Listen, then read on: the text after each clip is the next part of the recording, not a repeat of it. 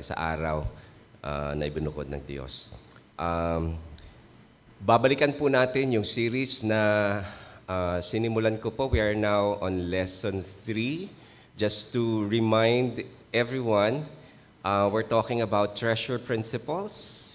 At doon sa unang lesson, pinag-usapan po natin the joy of finding true treasure. Isang nakabaon na kayamanan sa isang parang walang kwentang lugar. Initially, parang walang gustong mag-consider ng lugar, pero once you discover that there is something beneath, it will change the whole ball game. And we're talking of Jesus being our true treasure. That's lesson 1. Lesson 2, we talked about God owning everything. Lahat ay sa Diyos. Wala po tayong pagmamay-ari. Ang lahat ng ating pong tinatangkilik ay hindi sa atin. Ito po ay pinagkatiwala. This is not just for Christians. Ang lahat ng nakikita natin ay nilalang ng Diyos and therefore, siya po ang may pagmamay-ari. So having said that, we say that we are stewards or His manager. So, ibig sabihin, wala tayong karapatan na sabihin kung anong gusto kong gawin sa kayamanan ko, sa possession ko, sa properties ko, o sa lahat ng mga meron ako, karapatan ko. Hindi po. Ang sinasabi ng Scripture, lahat yan ay pagmamay-ari ng Diyos and therefore we need to ask the owner what we're going to do as far as those are concerned. Now, moving on to today's lesson, we will be talking about setting our eyes toward eternity. Because that's where we will all be going anyway. So hindi po natatapos ang buhay sa mundo na ito. There's that eternity and we have to focus on that. Huwag po tayong malibang sa mundo na ito thinking that this is going to be it. No. After our death, then life will continue, and that means how are we preparing for such? So our eyes should be on eternity, and when it comes to investment, we need to invest where it lasts. So yun po yung pag-uusapan natin, at nais ko po kayong anyayahan, buksan ng ating pong susing talata, Matthew chapter 6. We've read this before, but we will be having more focus today for these verses. Matthew chapter 6, verses 19 to 21. Matthew 6, 19 to 21. Basahin ko po. Do not lay up for yourselves treasures on earth, where moth and rust destroy and where thieves break in and steal. But lay up for yourselves treasures in heaven, where neither moth nor rust destroys, and where thieves do not break in and steal. For where your treasure is, there your heart will be also. Tayo po'y manalangin. Panginoon, salamat po at patuloy mo po kaming tuturuan sa umagang ito. Bigyan niyo po kami ng puso na handang tumanggap sa mga katotohanan ng iyong salita. Kami patawarin mo, Panginoon, sa marami naming mga pagkukulang pagdating sa paghawak ng mga resources na ipinagkaloob mo sa amin. Several times, Lord, we act like we're the owners when in fact, we're not. We're but stewards. Kaya turuan mo po kami, Panginoon, when it comes to investing our resources, our possessions, and samahan mo kami, Panginoon, turuan mo kami at maging totoo ang salita mo sa aming mga isipan, maging sa umagang ito. Salamat po sa pangalan ng Panginoong Yesus. Amen. Nais ko pong bigyan kayo ng illustration, dalawang mga batang namatay, magkaibang mundo, at nais kong makita natin nasaan tayo sa posisyon na ito. Two young men, both died young. One left behind unimaginable wealth, while the other died with almost nothing. But their eternities could not be more different. Let me say why. First, the boy king, namatay siya ng maaga, about 18 or 19 years old, but he's a pharaoh of Egypt. He died thousands of years ago, but there was a discovery of the tomb in 1922. Archaeologist Howard Carter peered through a hole into a tomb buried beneath Egyptian sands for over 3,000 years. His patron asked, dahil meron siyang sinisilip, "Can you see anything?" Carter could barely speak. "Yes, wonderful things." King Tutankhamun's tomb, or simply King Tut, contained 5,398 treasures, a golden death mask weighing 24 pounds. 10 kilong bigas ang bigat nun. Mask. Chariots overlaid with gold, thrones encrusted with precious stones, alabaster vessels, jewelry fit for a god king, everything a pharaoh might need for the afterlife. Yung kasi yung paniwala nila eh. Merong afterlife at kailangang i-prepare, ilagay lahat. Kung ano yung nakikita nyo, yun yung meron daw siya. O yun yung baon niya. Today, you can visit these treasures in Cairo. Tourists press their faces against museum glass. Cameras flash. The gold still glitters after 3 millennia. But where is Tutankhamun? He left it all behind. Not one grain of gold followed him into eternity. Proof? It's there. People can see it. He stored up treasures on earth, and on earth they remain. While he stands before the true God with empty hands, having worshipped gods that were no gods at all. That's one story. Let me go to the other story. And the other story is no new to you. In 1956, Jim Elliot, you know him, was 28 years old, brilliant, athletic, with a promising future. He had graduated from Wheaton College. He could have pursued any comfortable career. Instead, he wrote in his journal, and you know the quote, "He is no fool who gives what he cannot keep to gain what he cannot lose." He lived it out. Jim went to Ecuador to reach the Waodani people, one of the most violent tribes on earth. They had killed every outsider who tried to contact them. They had never heard of Jesus Christ. On January 8, 1956, Jim and 4 other missionaries were speared, sinibat. They were speared to death on a jungle beach. The world looked at 5 brilliant young men dead in their prime, and so waste, tragedy, foolishness. What did Jim left behind? A few journals, some letters, a small collection of belongings in a jungle hut. No gold, no monuments. But here's the irony.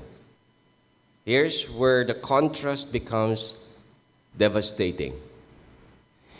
Tutankhamun's gold still sits in Cairo Museum. 3,000 years later, his earthly treasure endure. Yeah, nandoon pa rin. But they are not his anymore. Hindi niya napagmamayari ito. He could not take one fragment of gold leaf into eternity.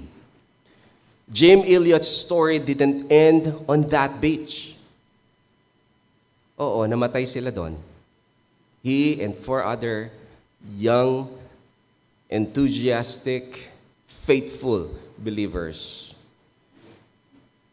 Because his widow, Elizabeth, did the unthinkable.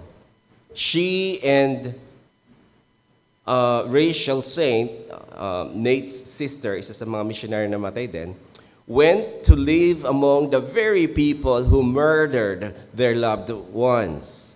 They learned the language. They shared the gospel. And one by one, the killers came to faith in Christ. Minkai, one of the warriors who participated in the killings, became a believer. He later became an elder in the village church and said of the transformation, and I quote, in his language translated to English, he said, "We acted badly, until they brought us God's carvings." And he's referring to the Bible. Then, seeing his carvings and following his good trail, now we live happily and in peace. The tribe locked in cycles of revenge killing found peace in Christ. Praise God. Jim's journals inspired tens of thousands to answer God's call to missions. Today, Waodani believers worship Jesus. The gospel continues to spread because Jim invested in treasure that moths cannot corrupt and rust cannot destroy. The eternal souls purchased by Christ's blood. Tutankhamun stands before his creator with empty hands. Very true. For all his earthly glory, his treasures could not follow him. Without Christ, even a king dies in his sins. But Jim Elliot, he died trusting in Christ alone for salvation, justified not by his missionary work, but by grace through faith. His works were the fruit of a salvation already secured by Christ's finished work on the cross. When his body fell on that beach, his soul entered immediately into the presence of the Lord. And I can surmise, he heard the commendation of the Lord, "Well done, good and faithful servant." Today, Jim worships the Savior he proclaimed in the jungle. The Waodani believers he died for will be there with him. The thousands who came to Christ through his testimony will be there. His treasures are stored exactly where he placed them, safe in heaven, beyond the reach of moth and rust and thief. Tutankhamun's gold glitters. Yes, it glitters still in Cairo, but it's just there. Jim Elliot stands in glory. That's why I'm sharing you this story, because I want you to really have a good handle of the lesson we have for today.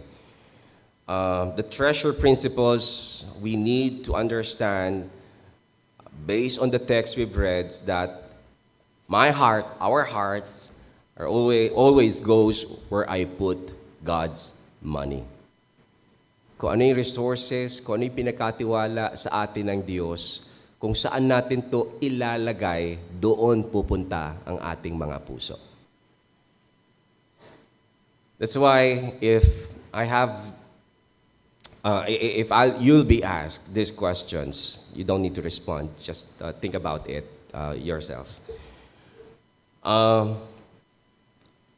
This week, or the previous days, what did I think more about?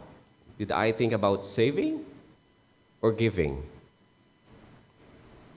When unexpected income comes, what first comes to mind? What I'd like to buy? Or what and who do I give this for? Which loss would trouble you more? Losing your wallet? Or losing time with your God for your devotion, for your prayer life? When I hear about kingdom needs, when we hear about kingdom needs, how do you feel? Do I feel inspired? Or, ito na naman tayo. Bigay na naman. You're annoyed. How much of my resources last week served eternal purposes? Think about all those questions. We'll get back to those later on. Again, in Matthew 6:19-21, which I'm not going to read anymore, we've read that earlier. But for the first part, there's a command. May command, may utos na sinabi sa atin doon. And what's the command? Do not lay up for yourselves treasure on earth. Pause muna tayo doon. Do not lay up for yourselves treasure on earth.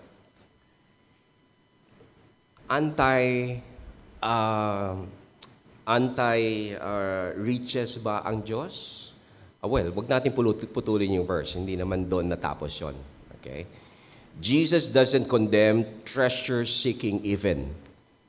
Kailangan hinahanap natin yung treasure na kailangan natin para gawin yung ating gawain para sa Panginoon. So, He's not against or condemning treasure-seeking. What He only wants is for us to redirect it. Kailangan lang ng redirection. If we are to invest, make sure na hindi tayo mag-i-invest at masasayang lang yung investment. That's what the Lord cares for. Saan tayo nag-i-invest? Make sure that when we invest in something, that will stand eternity.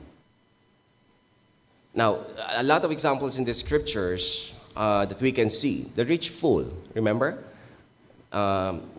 If I may refer you to Luke chapter 12, 13-21, we're not going to read it anymore. You know the story. Luke 12, 13-21. Someone asked Jesus about an inheritance dispute. Hatian ng mana. Jesus warns against covetousness. So yung humihingi ng payo kay Jesus, sinabi niya, paano ba namin hatiin? Ano ba yung mana para sa akin?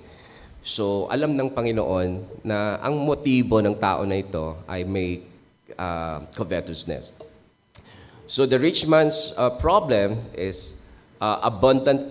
Meron siyang problema. Abundant crops, not enough storage. Laki ng problema niya. Laki ng kita niya. Saan niya ilalagay lahat yung mga produce niya? His solution? Now, hindi para maghanap kung sino mga nangangailangan, para matulungan. That's not in his mind. His solution is to build bigger barns, store everything, and retire early. Thinking about self. Kung marami na ako nito, hindi ko na kailangan magtrabaho ng todo-todo. Pwede na ako retire at my 30s. Maybe. Just surmising. Well, God's judgment, because of that kind of mentality, God said, "Fool, tonight you die." Unfortunately, wala niya naman siya madadala. Similar to King Tut's story. wala siyang madadala kahit na ano doon. Iiwanan niya yon at may magmamay-aring iba yon, bandang huli, hindi na rin sa kanya yon. What's Jesus' point there? So is everyone who is store up treasure for himself but is not rich toward God has a point? Nothing. It's a waste of time. It's a waste of investment. Sayang lahat iyon. So what's the bottom line? You can't take it with you. Kahit na ano pang pagpapagod ang gawin mo sa buhay nito, kahit na ano pang pagkamkam, kahit na ano pang laki. Nakita natin yan very recently sa news, di ba? Kahit ano pang gara ng mga kotse mo, kahit ilan pa yan, kahit gaano karami ang possession mo, ang money mo sa bank, thinking na wala na kaapu-apuhan ko, pwede na yan. Buhay na. It will be nothing. Dito pa lang sa lupa, sumesemplang na eh. Lalo pa, kapag yung Diyos natin na banal ang titingin sa lahat ng ito, you're going to lose everything. You can't take it with you. He stored treasure on earth and left it all behind that very night. Let's learn from that lesson. I also remember Achan. Alam niyo naman yung story sa Genesis, di ba? Joshua, chapter 7, in Joshua. The command of the Lord is this. Yung kanilang laban sa, bago pa AI, yung sa Jericho, God told Israel to destroy everything in Jericho except silver, gold for his treasury. So supposedly, wala silang dapat kuhanin doon, lahat ilalagay nila doon sa treasury. But some people just can't resist the temptation. Achan in particular saw a beautiful robe, silver and gold, and coveted them. You find that in Joshua 7:21. So he said, I saw, I coveted, I took, I hid, in verse 21. Yung sequence na yun, I saw, I coveted, I took, I hid. Ganyan din yung proseso na pagdadaanan natin. Hindi yan kaagad-agad. Pero it's a process. Covetousness is so dangerous. Let's really guard our hearts. Otherwise, we might fall into the same sin. So the consequences, Israel defeated at Ai, 36 men died. God's presence withdrew. Achan's discovered through casting lots. And he also got the judgment. Achan confessed, but there is the consequence. Kahit na mag-confess ka, hindi nawawala yung consequence. Tandaan po natin yon. The stolen items found buried in his tent, and Achan and his household destroyed. They were all killed. So, what are we saying here? He stored up earthly treasure for himself, and it cost him everything, including his life. Christ isn't attacking wealth. Please take note.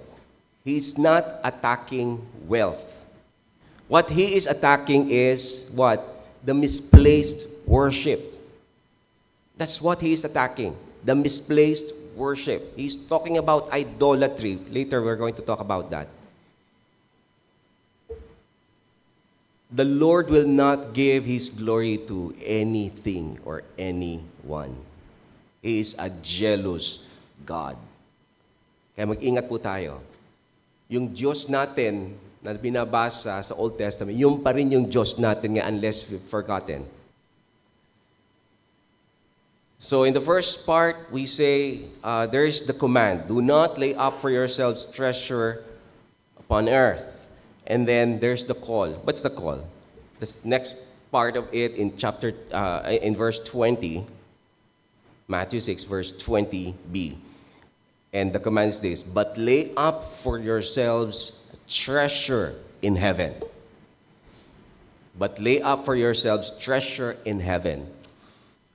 So mamamatay tayo, tapos mag-store tayo ng kayamanan doon. Ganun po ba yon?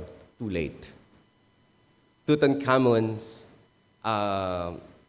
cannot build any more kingdom in the afterlife. Pag namatay siya, kahit sino man sa atin, that's it. The judgment follows, right? So, ine-expect na yung ating laying up of treasure, yung ating investment, hindi gagawin in the afterlife, but it's going to be done here on earth.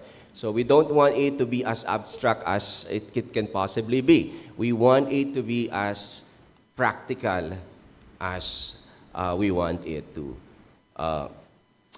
as we want to understand. So let's look at some investments done here on earth. So Jesus commands investing, not abandonment of treasure. So sabi niya, lay up, store up in the right place. Yun yung redirection na sinasabi. So hindi sinabing, huwag ka na magtrabaho, huwag ka na gumana, wala namang mangyayari, iwanan mo lahat yan, o maging tamad. Hindi po yun ang sinasabi doon. Ang sinasabi dyan is, continue what you're doing, but make sure that you are going to focus in investing it in the right place.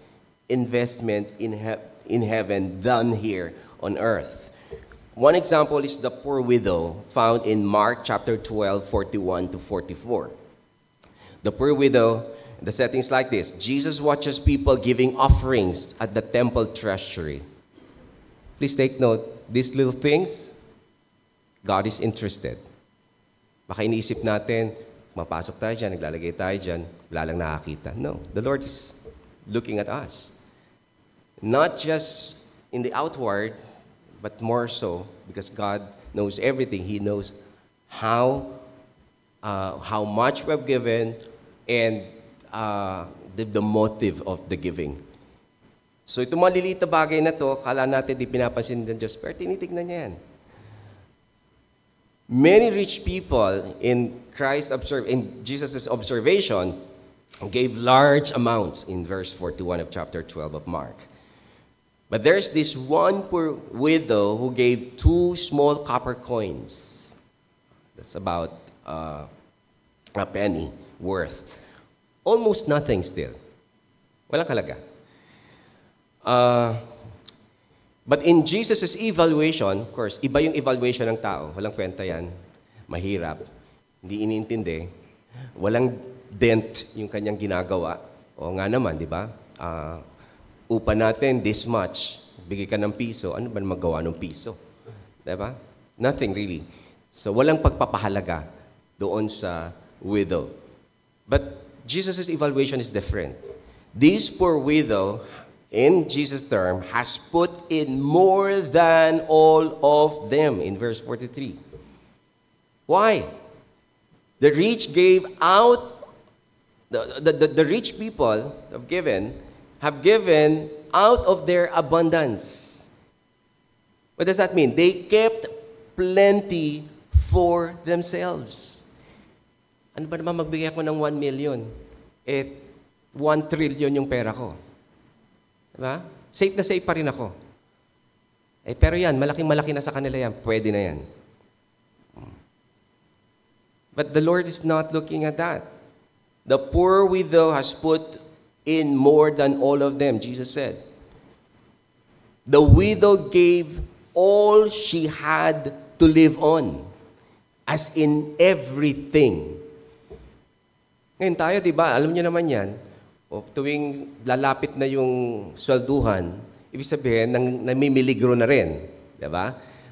Ano kaya, ang dami na nating what ifs.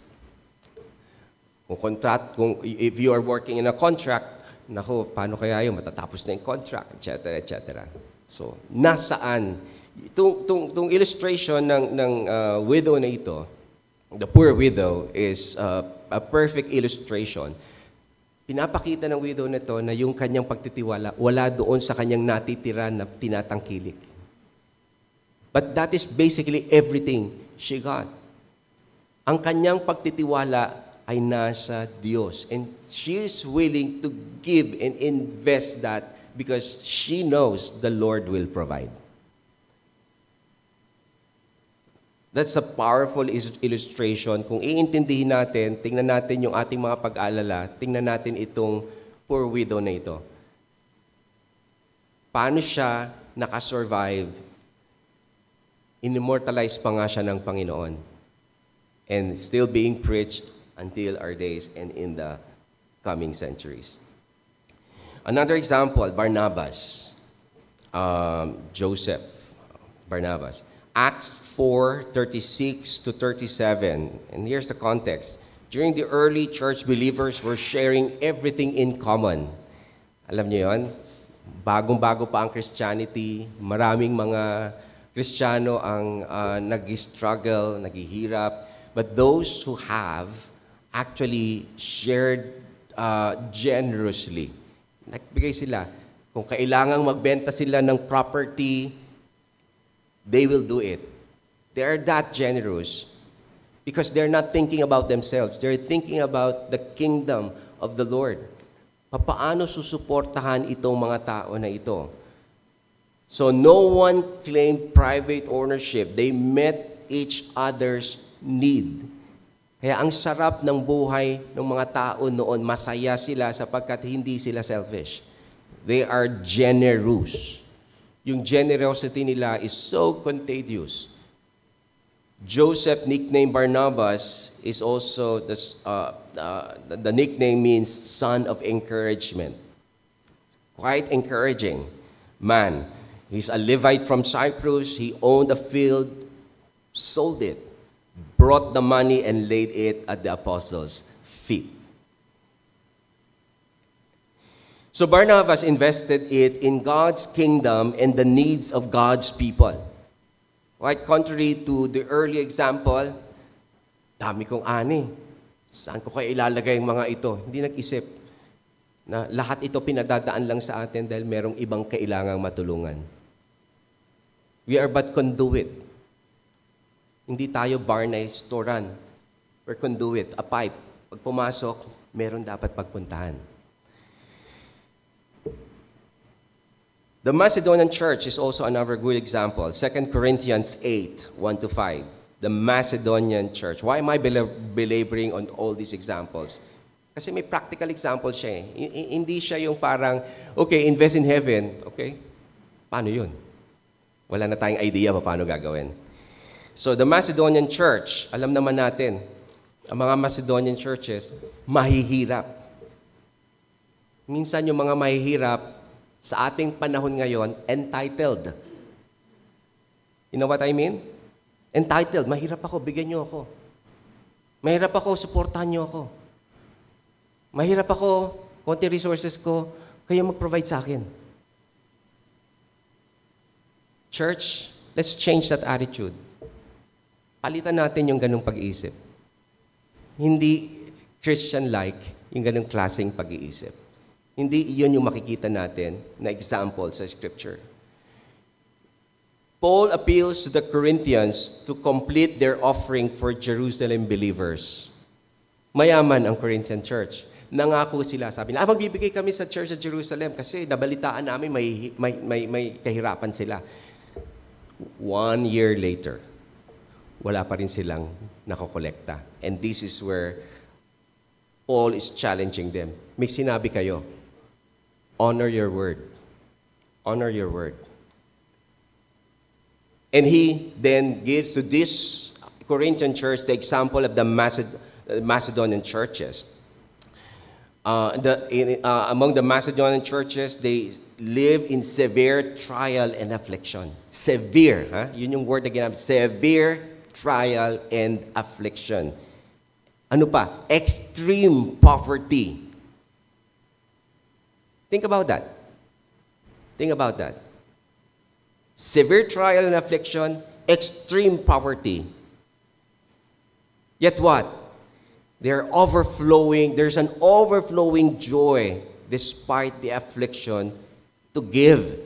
And they gave beyond their ability. In verse 3, according to their means and beyond their means. Look at that. Hindi ito yung, mahirap ako, so kailangan tulungan ako. Hindi. Hindi ganun ang makikita natin na example.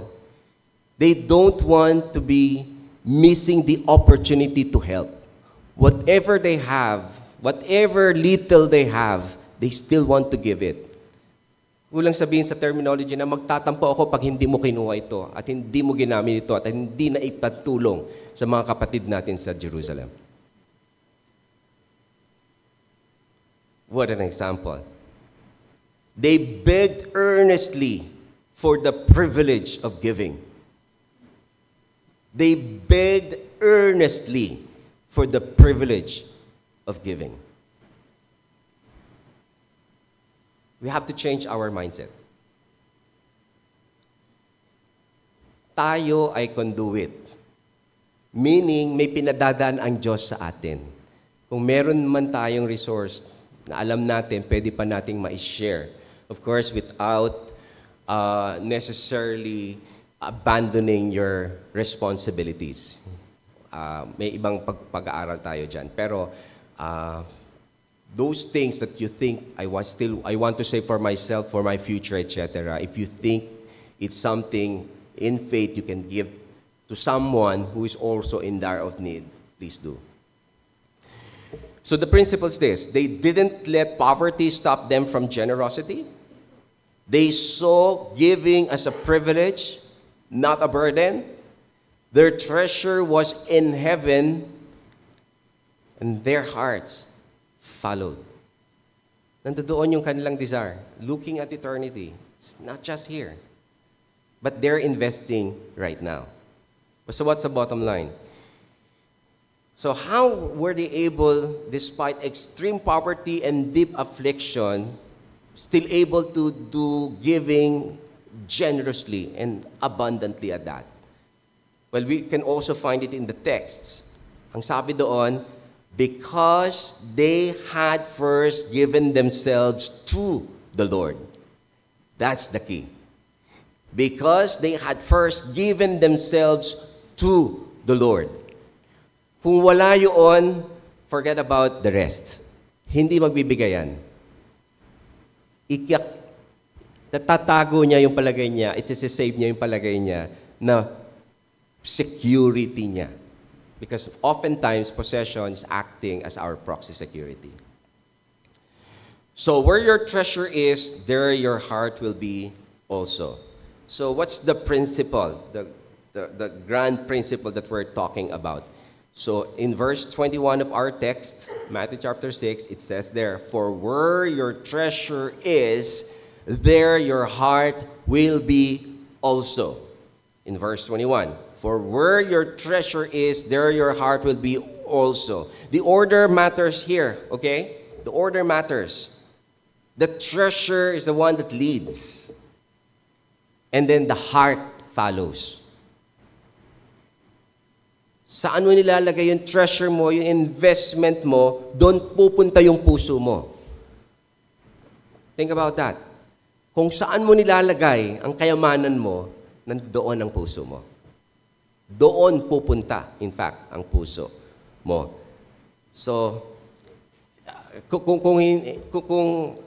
hindi tayo mananampalataya, madaling isipin, madaling mag-agree na kung saan-saan pupunta yan. Most probably, walang eternal investment yan. The example, for example, Zacchaeus, in Luke chapter 19, verses 1 to 10. Zacchaeus is a chief tax collector. You know what it means to be, kahit hanggang ngayon naman, kung BIR collector ka, kakatakot, di ba? Hindi ko sinasabi, hindi ko nilalahat ng lahat ng BIR collector corrupt. Pero marami. And Zacchaeus is one of them.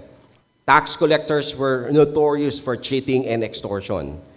But one day, nabalitaan niya, nandiyan si Kristo in town. So, alam niyo maliit ang stature niya, so umakyat siya ng puno. And then there, he had this encounter with Jesus. Jesus calls him down. I must stay at your house today, said Jesus. Alam ng Panginoong Jesus kung sinong sa kanya. Di man siya Kristiyano pa, alam ng Panginoong Jesus na isa sa mga tatawagin. So, Zacchaeus receives Jesus joyfully. But of course, the crowd grumbles. He has gone in to be the guest of a sinner. Wow. Parang sa kanila, banal tong tao na ito, and then pupunta ka sa isang, sa lugar na hindi banal. So, but, Jesus would not care. Alam niyang ginagawa niya. So the transformation happens. Zacchaeus stands because he met Jesus. There was a change of heart right away. Anong unang ginawa? Binago ng Diyos yung kanyang puso. Yung dati na binibuild niya na pamumuhay centered around riches. At for sure, yun. Yun ang mundo niya. Binagong lahat ng Diyos. Nakita niya yung kanyang kasalanan, nagsisi siya ng kanyang kasalanan, at bilang katunayan, he said, half of my goods I give to the poor. Oh, mayaman ito. Maraming nakulimbat ito. Ang dami-daming pera nito. And half, he said, of my goods I give to the poor. Hindi lang yun. If I had defrauded anyone, and he's opening himself to everyone. If I defrauded anyone, I restore it fourfold. That's more than what is required by their law. There's really a change of heart here. You know how difficult it is to part ways with resources, with possession, right? Nagpapatayan ang mga magpapamilya para sa isang lupain. Hindi ganun kadali. Pero, we can see here, Zacchaeus has really a radical change. He's willing to part ways with his possessions. What a change. His heart followed his new treasure. Why? Because his new treasure is not anymore the money, but Christ. Yun yung malaking pagbabago. Kaya madali niyang nagawa, para sa isang totoong mananampalataya na sinukol ang puso ni Kristo, na si Kristo ang maging pangunahin niya na susundin. His heart followed his new treasure. No different to the Philippian church. In Philippians chapter 4, 10 to 18, the context is that Paul is in prison, writing to thank the Philippians for their financial support. They're faithful in giving and in supporting Paul. They had consistently supported Paul's ministry. They sent gifts again and again, even when Paul was in Thessalonica, and recently sent another gift through Epaphroditus. So, yung Philippian church partnered with Paul. Nakipartner sila kay Paul as a missionary. So, nagpapadala sila, sumusuporta sila sa lahat ng gawain, pangangailangan ni Pablo. So, Paul's perspective is this. He had learned contentment in all circumstances. Hindi siya nanghihingi sa mga Philippian churches. He learned to be content in everything he's in. Not seeking the gift for himself. But take note, did he accept? Yes, he still did accept. Because he is seeking the fruit that increases to their account. Ayaw nilang malose yung opportunity na sila ay makapag-invest. That's what Paul is saying. Kung meron man siya at meron merong ibinibigay na suporta ang mga ibang churches, he's accepting it. Of course, hindi para sa kanya rin. Alam ni Pablo kung anong dapat niyang gawin. Nandoon lagi sa pagtulong para sa iba. Their giving was a fragrant offering, a sacrifice acceptable and pleasing to God. So, sabi niya, ang laging pananaw ni Pablo, sabi niya, "My God will supply every need of yours according to His riches in glory in Christ Jesus." So the principle, the Philippians gave sacrificially and repeatedly. Their gifts were credited to their heavenly account. Asking, paano kami mag-i-invest? Now you're starting to see how. These are fruits that increases to your credit. God Himself would meet their needs. Yan ang problema pag nagbibigay tayo o pag tumutulong tayo, o pag nagdi-distribute tayo ng goods. We always, paano na kaya ako? Don't think about that. Think that the owner knows what you're doing. At alam niya kung paano magpo-provide para sa'yo. So the Philippians stored up treasure in heaven by investing in gospel ministry. Paul assured them, God sees, God is pleased, and God will provide. They gave what they couldn't keep to gain what they couldn't lose. Kaya nga po tayo as a church, lately, we are asking sino yung totoong mga nagpapagal sa gawain. At kung meron tayong maitutulong, bakit hindi tayo tutulong?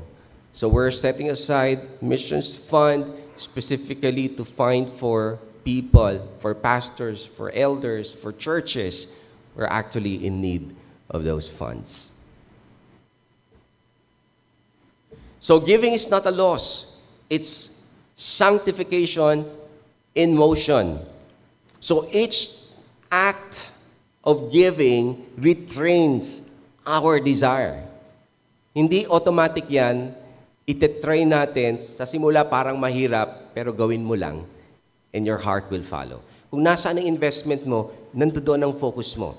Ang laki ng investment mo sa bangko, you always want to check yung bangko na yan, matatag pa ba o nagkakaroon ba, may bank run ba, etc. So nandoon yung puso mo. Nandoon yung treasure mo eh. Pero when you put it in the Lord's work, you always have that affinity to the work of the Lord. So that's going to be the pattern. So may mga, I know it's time, give me just 5 minutes and I'm going to, kung ano man yung kulang na hindi ko madidiscuss, I'm going to discuss because this is going to be a series for the next 3 weeks for our Sunday school.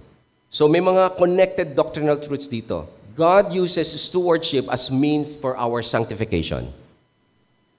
So yung giving, hindi lang para, makapag-invest ako. That's one of it.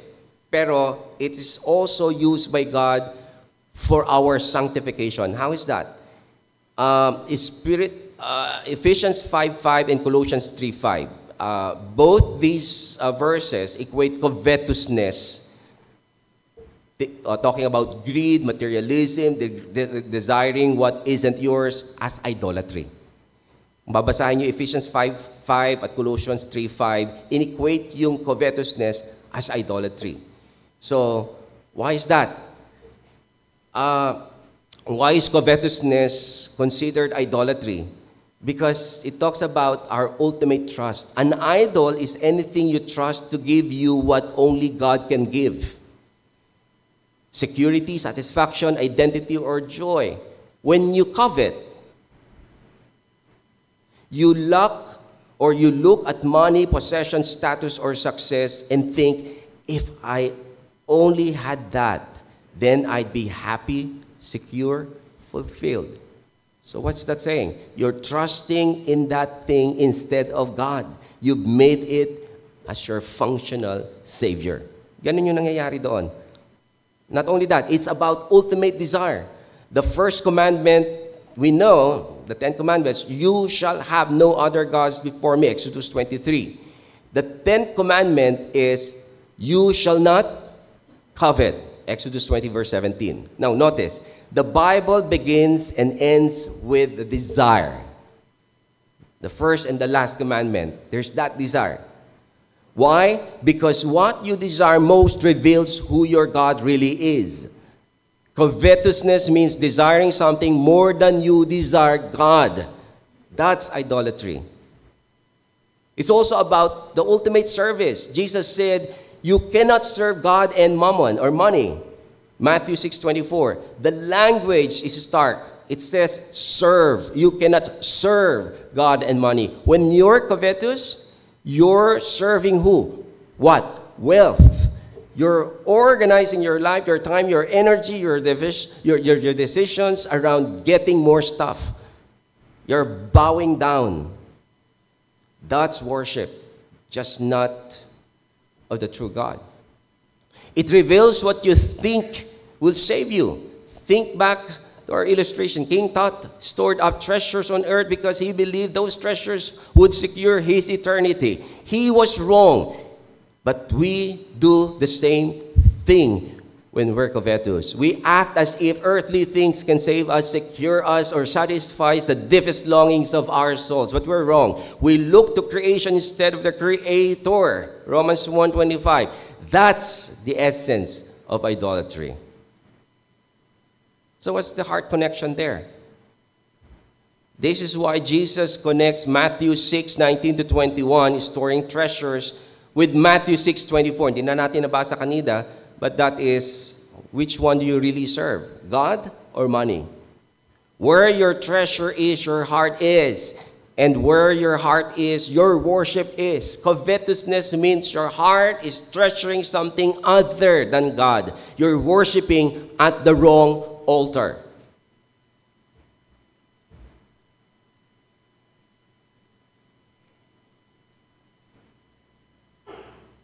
I think I have to stop here.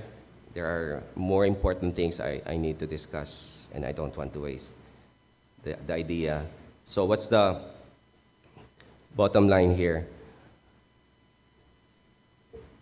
Where's your treasure? That's where your worship is. Isipin natin maigi. Pag-isipan natin maigi. This is not just a lesson. If we will not get this right, we're going to suffer miserably. Miserably. All of us, poor, middle income, rich people who are in this congregation, lahat ng mensahe na to para sa atin. Paano natin gagamitin yung resources natin? Where are we investing? Pag-usapan pa natin yan ng mas malaliman pa sa mga susunod na pagtuturo. Tayo po'y manalangin. Panginoon, nagpapasalamat po kami. There's so much richness in your book. At hindi nyo po kami iniwan, clueless on how we're going to invest. Marami kaming natutunan sa mundo, Panginoon. Ngunit kapos ang aming kaalaman sa iyong salita. And at times, Lord, we are at a crossroad and we are really having dilemma how we're going to use what you have entrusted to us. Forgive us, Lord, for being selfish and always thinking about ourselves, our security. And we have put our security in the wrong things. Instead of us looking at you as our ultimate Savior, these are being given to your creation. And for that, Lord, we became idolaters ourselves. Forgive us, O Father, and help us to change our minds and change our hearts so we can put all the treasures in the right place, placing it not on earth, but in heaven. This we pray in Jesus' name. Amen.